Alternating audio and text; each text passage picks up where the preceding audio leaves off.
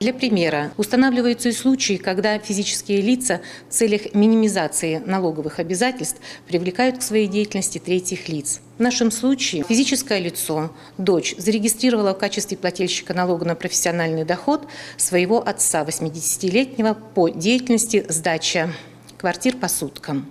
В ходе контрольных мероприятий обман был вскрыт. Самостоятельно отец деятельность не осуществлял, осуществляла деятельность непосредственно сама дочь. Оформляла чеки в приложение, заключала договора с квартирантами, принимала оплату. Ей был начислен единый налог в сумме более 16 тысяч рублей, и она также была привлечена к административной ответственности. С 1 ліпеня мінімальны падатак для плательшчыкаў падатку на прафесійны доход складзе 45 рублёў за месяц. Для тых, хто атрымлівае пенсію, 18 рублёў. І ён налічваецца нават пры адсутнасці дзейнасці. Калі фізічная асоба зарэгістравана як плательшчык, але дзейнасць пакуль не вядзе, каб пазбегнуць лішніх налічэнняў, трэба апавясціць інспекцыю праз мабільны дадатак. Атрымаць дэталёвую кансультацыю па парадку прымянення падатку на прафесійны доход можна ў любым падатковым органе.